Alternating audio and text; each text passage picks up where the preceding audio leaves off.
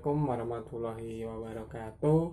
Di sini saya Muhammad Arif Majuki, mahasiswa Ekonomi Syariah semester 6 NPM 180404 1104. Yaitu di sini saya akan menjelaskan materi mengenai dalam mata kuliah fiskal dan moneter dengan materi peluang penggunaan uang emas sebagai mata uang global.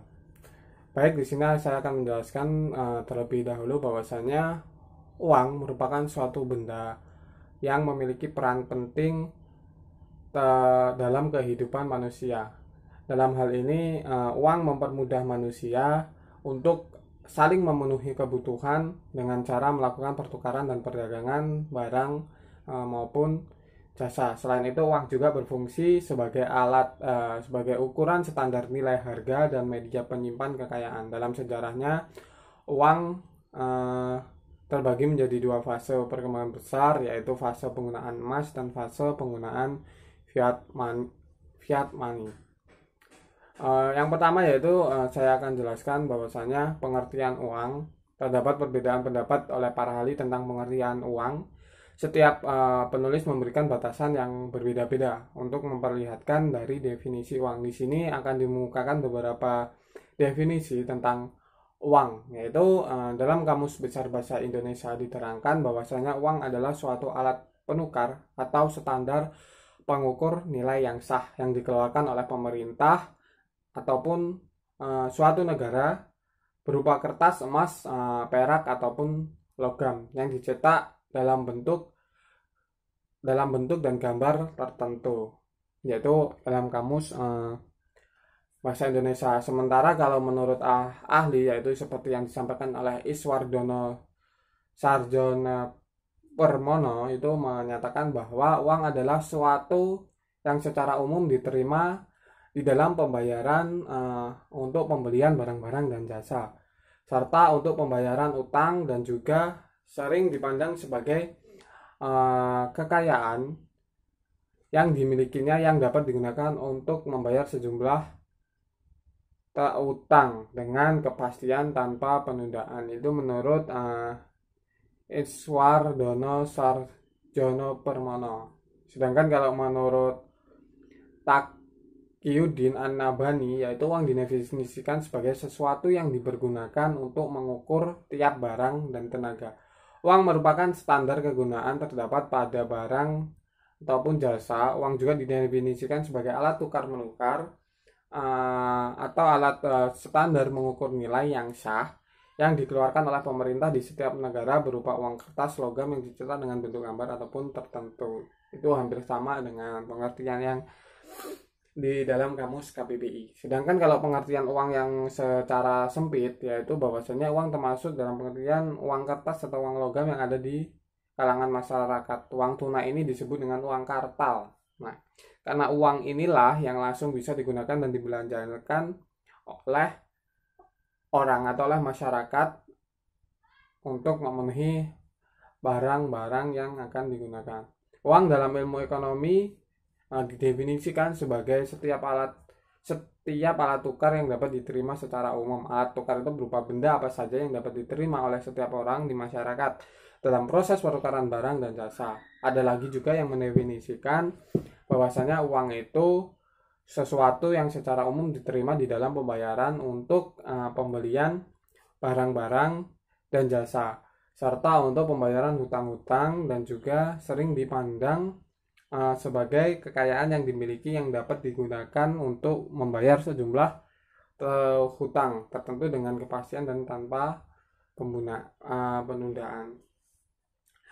Dalam uang sendiri itu memiliki beberapa syarat, yaitu secara umum uang dapat diartikan sebagai suatu yang dapat diterima sebagai alat pembayaran dalam suatu wilayah tertentu sebagai alat untuk melakukan pembelian barang dan jasa. Dengan kata lain, bahwa uang merupakan alat yang dapat digunakan dalam melakukan pertukaran baik barang maupun jasa dalam wilayah tertentu. Seperti yang sudah saya katakan, uang itu memiliki beberapa syarat, yaitu yang pertama yaitu mudah dibawa, mudah disimpan, tahan lama, nilainya tidak mengalami perubahan, jumlah terbatas, tidak berlebihan, memiliki mutu yang sama. mudah dibawa seperti uang kita, uang rupiah kita yang bisa ada berbentuk koin dan kertas itu mudah banget dibawa kemana saja, taruh kantong, bentuknya yang juga fleksibel, mudah ditekuk dan lain sebagainya, itu bisa mudah dibawa kemana-mana dan itu pun juga bisa mudah disimpan, taruh di dompet, kantong, kantong celana, terus eh, kantong baju, walaupun sebenarnya uang tidak 100% dianjurkan ditaruh di dalam kantong seperti itu karena biasanya itu bisa merusak uang apabila kita lupa dan itu tercuci. Tahan lama dalam artian bahan yang digunakan itu tentunya barang yang berlevel tinggi agar tidak mudah rusak, tidak mengalami perubahan untuk keranjanya seperti uang 20.000 dari zaman dulu sampai sekarang itu uang tetap sama nilainya, tidak akan berubah kayak 10.000 ya 10.000 seperti itu, jumlah terbatas. Nah, dalam suatu negara walaupun kita bisa mencetak uang sendiri tapi ada aturan dalam mencetak uang, agar apa? Agar tidak terjadinya inflasi seperti itu, dan itu di bawah bank, kalau di Indonesia sendiri di bawah bank sentral kita yaitu Bank Indonesia seperti itu, yang terakhir memiliki mutu yang sama, hampir sama yang sudah saya sebutkan. Intinya pada prinsipnya syarat-syarat di atas harus memenuhi kriteria emas dan perak, maka beberapa negara menggunakan emas dan perak sebagai pertukaran dan perdagangan sejak berabad-abad yang lalu. Terus fungsi uang. Ya, fungsi uang yang pertama adalah sebagai perantara tukar menukar.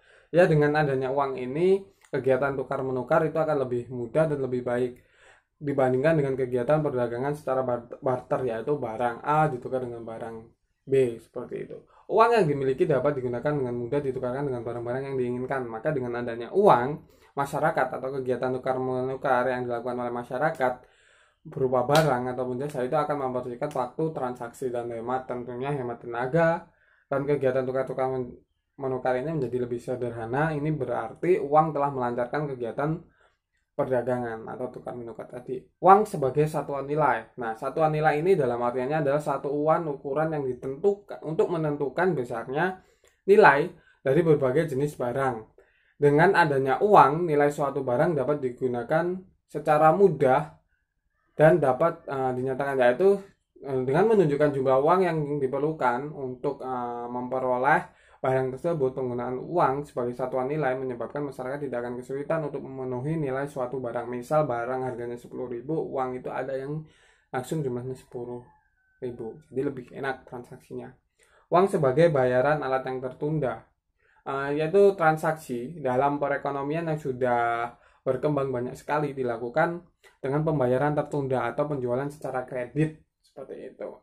Uang sebagai alat penyimpan nilai. Nah, penggunaan uang itu memungkinkan kekayaan seorang disimpan dalam bentuk uang. Apabila harga-harga barang stabil, menyimpan kekayaan dalam bentuk uang lebih menguntungkan daripada menyimpan dalam bentuk barang. Dalam perekonomian yang sudah maju, jenis uang yang terutama adalah uang bank atau uang giral. Dan jenis uang yang paling banyak digunakan adalah uang kertas yang seperti kita sering pakai. Terus jenis uang. Nah, jenis uang yang telah lama digunakan dan kurang lebih 25 abad menjadi mata uang yang paling banyak digunakan oleh berbagai negara, yaitu emas dan perak.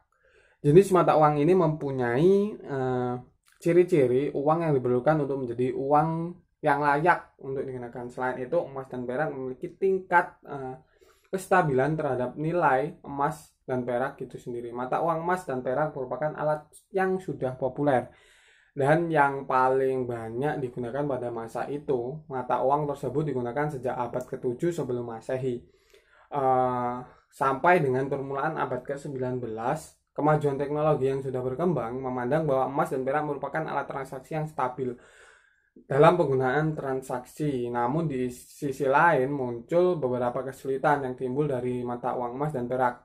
Penyebabnya dari kesulitan ini adalah menyediakan tempat penyimpanan yang cukup besar, merupakan benda yang cukup berat, jumlah penukarannya yang rumit. Karena biasanya kalau emas itu bentuknya kalau nggak batangan ya bentuk-bentuk koin-koin yang lumayan besar-besar kalau zaman dahulu. Maka untuk mengatasinya beberapa permasalahan tersebut Teknologi mengembangkan jenis alat transaksi yang mudah dalam penyimpanan, tidak berat dan tidak mudah dalam penukaran. Alat transaksi tersebut adalah uang kertas, yaitu pergeseran. Pergeseran masa membuat jenis mata uang emas dan perak sudah tidak digunakan dan mulai ditinggalkan. Munculnya uang kertas itu mempermudah dalam bertransaksi dan perkembangan di beberapa negara melalui pengelolaan uang bank seperti itu. Terus kita masuk ke pembahasan emas atau yang biasa itu disebut juga dengan dinar. Pengertian dinar sendiri yaitu seperti berasal bahasa Arab, bahasa Yunani, bukan malah berasal dari bahasa Arab, yaitu bahasa Yunani dan Latin. Secara bahasa, dinar berasal dari kata denarius atau Romawi Timur, dan dirham berasal dari kata drachma Persia yang berarti nama emas yang telah ditempah. Menurut hukum Islam, dinar digunakan adalah setara dari 4,25 gram emas 22 karat dengan diameter 23 mm, lumayan besar. Standar ini telah ditetapkan pada masa Rasulullah dan telah dipergunakan oleh World Islamic Trading Organization atau WITO hingga saat ini.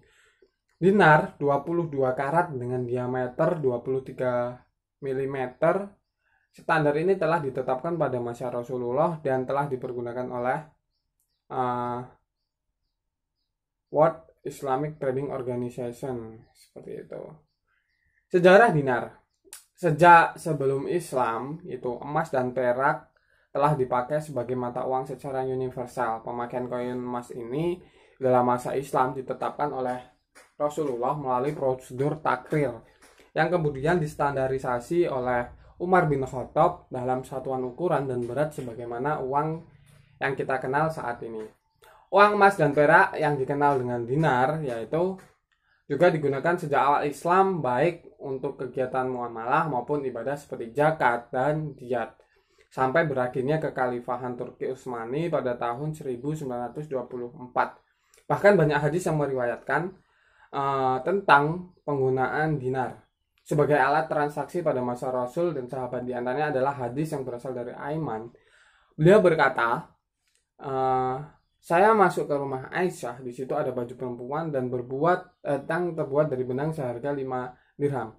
Kata Aisyah, lihatlah sayap perempuanku, perhatikanlah dia. Dia merasa megah karena memakai pakaian itu dalam rumah. Saya pernah memakai baju itu pada masa Rasulullah SAW. Setiap wanita yang ingin berdandan di Madinah selalu mengirimkan utusannya kepadaku buat meminjamnya. Itu Sahih Al-Bukhari, kitab 47, hadis nomor 796. Selain hadis ini, ada hadis lain juga, yaitu diriwayatkan oleh Abdullah ibnu Umar. Umar ibnu Al-Khattab memberi nama untanya bukti untuk kurban. Ada yang menawar 300 dinar untuk unta ini. Ia datang kepada Rasulullah dan kemudian berkata, ya Rasulullah, untuk saya bukti yang saya niatkan untuk kurban ditawar 300 dinar. Bolehkah saya jual kemudian saya membeli unta lain dengan uang tersebut? Jangan, kurbankan saja yang ini. Hadis Sunnah Abu Daud kitab 10 hadis nomor 1752. Dari keterangan hadis-hadis tersebut dapat kita menyimpulkan bahwasanya ada isyarat bahwa dinar telah dijadikan alat transaksi oleh Rasulullah dan juga para sahabatnya. Sedangkan untuk di Indonesia sendiri, sesungguhnya sejak tahun 1999, sejak krisis moneter, sudah mulai ada pergerakan untuk menggunakan dinar sebagai alat tukar dan alat transaksi. Gerakan diprakarsai oleh beberapa tokoh, misalnya Jaim Saidi dan lain-lain, yang kemudian meluas dan dikenal sebagai lapisan masyarakat, sehingga pada akhirnya terbentuklah PT Islamic Mint Nusantara atau IMN, yang merupakan lembaga pencetakan dinar dan dirham di Indonesia dengan berbagai macam produknya, misalnya Wakala atau yang disebut dengan kios dinar Fis dan sebagainya. Perkembangan dinar sendiri. Di tengah makin melambungnya harga minyak dunia, sementara rupiah terus melemah terhadap dolar Amerika Serikat, dinar dan emas terus menguat secara tajam. Dalam 2 pekan terakhir, ada penguatan kurs dinar terhadap rupiah terjadi dari sekitar 1.195.000 ke sekitar 1.215.000. atau mengalami penguatan sekitar 1,67% bila dilihat dalam rentang waktu setahun, maka akan terlihat keperkasaan dinar yang 100% berbasis logam emas 22 karat yang tak terbantahkan tentunya. Dalam rentang waktu yang sama, setahun yang lalu, kisaran kurs dinar emas dalam rupiah adalah 780 sampai 800 ribu. Ini berarti dinar mengalami apresiasi sebesar sekitar 52% dalam rentang waktu yang lebih panjang lagi, tahun 1970-an awal lah. Akan terlihat bahwa rata-rata apresiasi dinar terhadap emas terhadap dolar Amerika Serikat juga cukup tinggi, yaitu 30% per tahun. Nah, pemakaian dinar itu sendiri sudah semakin luas dan diterima di berbagai belahan dunia. Di Indonesia kurangnya ada 3 jenis koin dinar dengan satuan 1,5 sampai 1/4 dinar yang diterbitkan oleh Pemrakarsa Islamic Mint Nusantara, Baitul Mal Muamalat, PP Logam Mulia, dan Kesultanan Ternate. Jumlah gerai yang mendapatkannya pun telah semakin luas dengan dioperasikan wakala di Yogyakarta, Griadina, dan segera menyusul ada juga di Bandung. Masyarakat Indonesia juga bisa melihat nilai kurs dinar emas secara harian melalui situs www.islamichariini.org yang telah lama beroperasi. Terus masuk yang ke pembahasan, yaitu bagaimana sih peluang penggunaan uang emas sebagai mata uang global. Penerapan emas sebagai salah satu media transaksi internasional sudah lama banget itu dikampanyekan oleh tokoh-tokoh Islam. Sampai saat ini belum mendapat sambutan yang baik dari dunia internasional. Hal ini terlihat dari minimnya penggunaan dinar emas dibandingkan dolar atau bahkan euro sekalipun. Dan belum adanya suatu negara yang menerapkan emas sebagai standar transaksi antara negara baik bilateral maupun multilateral. Sebagai bukti adalah dalam perdagangan minyak belum ada satupun negara yang menggunakan dinar, sementara dolar tetap mendominasi dan menghegemoni media pertukaran sebagaimana mestinya. Dinar hanya dijadikan sebagai investasi oleh sebagian kecil kalangan Islam sebagai penyimpan kekayaan tentunya. Karena emas dianggap stabil dan bahkan nilainya makin melambung tinggi setelah Inggris keluar dari Uni Eropa, Brexit tahun 2016, dan perang dagang antara Amerika Serikat dan Tiongkok pada akhir-akhir ini sejak dicetak uang pertama kali di Granada pada tahun 1992, pemakaian dinar emas ternyata semakin meluas. Walaupun berbagai kendala teknis muncul dalam transaksinya, namun teratasi dengan sistem digital gold currency sehingga para pemilik akun dinar di seluruh dunia dapat bertransaksi dengan cepat, murah, mudah, dan aman. Itu terlihat dari pertumbuhan gerai emas yang semakin meyakinkan di beberapa negara. Salah satunya yang di Indonesia sendiri yang sudah saya sebutkan tadi. Dinar dan emas berkembang dan dijadikan oleh banyak individu dan beberapa lembaga untuk menyimpan kekayaannya. Perkembangannya dapat dirasakan namun belum terlalu berpengaruh dibandingkan mata uang lainnya seperti dolar, euro, dan lain sebagainya. Namun dapat dikatakan dinar emas itu berjalan di tempat. Jadi maju enggak dan mundur juga enggak. Jadi stuck ya di tengah-tengah, sehingga dibutuhkan cara-cara baru untuk mengembangkan dan dapat diterima oleh semua pihak dan dijadikan tentunya sebagai mata uang resmi atau menjadi alternatif mata uang Indonesia selain rejim fiat money.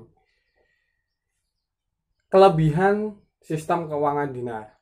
Terdapat banyak keuntungan yang didapatkan ketika emas dan perak menjadi sistem alat tukar atau uang. Sistem uang emas mengakibatkan kebebasan pertukaran emas, mengimpor dan mengekspornya, yaitu masalah yang menentukan peranan kekuatan uang, kekayaan, dan perekonomian. Dalam kondisi semacam ini, aktivitas pertukaran mata uang tidak akan terjadi karena adanya tekanan luar negeri, sehingga bisa berpengaruh terhadap harga barang dan gaji para pekerja. Sistem uang emas juga berarti tepatnya kurs pertukaran mata uang antar negara. Yang ketiga, dalam sistem uang emas, bank-bank pusat atau pemerintah tidak mungkin memperluas peredaran uang kertas, karena secara umum uang kertas tersebut bisa ditukarkan menjadi emas dengan harga tertentu. Setiap mata uang yang dapat diumumkan di dunia selalu dibatasi dengan standar tertentu berupa emas. Setiap negara, yang kelima yaitu setiap negara dan akan menjaga kekayaan emas dan emasnya sehingga tidak akan terjadi pelarian emas dari suatu negara ke negara lain. Nah, itulah penggunaan uang emas untuk menjadi mata uang global. Itu bisa ditarik kesimpulan pasang surut, karena tentunya uang emas itu masih kalah eksis walaupun sudah cukup lama juga digunakan, tetapi ya itu tadi, karena ada beberapa tidak efisiennya atau beberapa suatu hal dan masih kalah eksis dengan dolar, maka dengan ini pun tidak menutup kemungkinan juga kalau emas itu dapat berkembang pesat, asal strategi yang digunakan atau cara-cara yang digunakan itu bisa diterima oleh masyarakat, karena penggunaan emas ini cukup bagus juga tentunya. Nah, mungkin itu saja yang dapat saya sampaikan mengenai materi ini. Apabila ada kesalahan saya mohon maaf. Saya akhiri. Wassalamualaikum warahmatullahi wabarakatuh.